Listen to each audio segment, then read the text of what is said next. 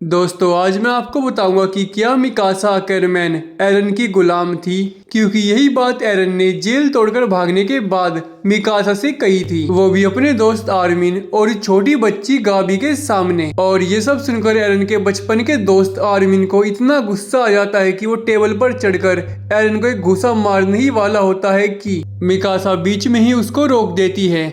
और ये सब देखकर अब एरन कहता है, मैं यही कह रहा था, तुम मेरी गुलाम हो और तुम हमेशा मेरी गुलाम ही रहोगी, अपने अकरमैन खून की वजह से, अपने जीन्स की वजह से। तुम्हारी खुद की कोई भी फ्री विल नहीं है और इसलिए ही मैं तुमसे नफरत करता हूँ। और ये सब सुनकर मिकासा का ध्यान भटक जाता है और आर्मिन मौका देखकर एरन को एक बहुत तेज घूसा मारता है। पर एरन भी कहाँ कम था। एरन अब आर्मिन को कुत्ते की तरह पीटने लगता है और उसको उन दोनों की पावर का अंतर दिखाता है। और ये सब मिकासा से बिल्कुल भी देखा नहीं जा रहा था, पर फिर भी वो एरन को रोकने की कोई भी कोशिश नहीं करती। और इस सीन को देखकर सभी को लग सकता है कि शायद मिकासा एरन की गुलाम थी, पर ऐसा नहीं है। तो सबसे पहले समझते हैं एरन के लॉजिक को। तो एनिमे में ऐसा बोला भी गया है, जो अकरमैन खून है, मतलब अकरमैन क्लैन के सभी लोग, कि ये लोग गार्ड डॉग्स हैं, मतलब आप इन सबको बॉडीगार्ड वाला क्लैन कह सकते हो। तो आप सभी लोगों को पता ही होगा कि एरन के बाप ने फाउंडिंग टाइटन को खा लिया था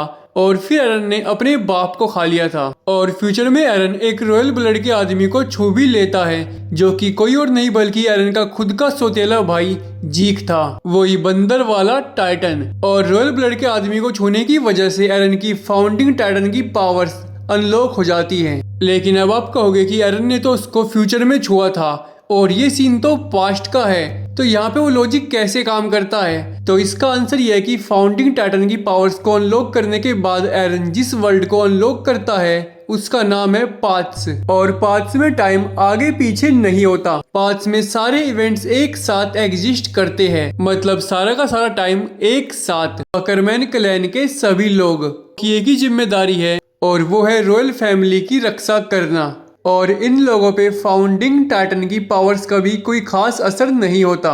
तो अब वापस मिकासा पे आते हैं। क्या मिकासा एरन की गुलाम थी? तो इसका सीधा आंसर है नहीं, बिल्कुल भी नहीं। तो मिकासा एरन की गुलाम नहीं थी। एरन को पता था कि मिकासा उससे बहुत प्यार करती है और एरन खुद भी मिकासा से बहुत ज्यादा प्यार करता था। और एरन जो कुछ भी कर रहा था वो मिकासा और आर्मिन के लिए ही कर रहा था।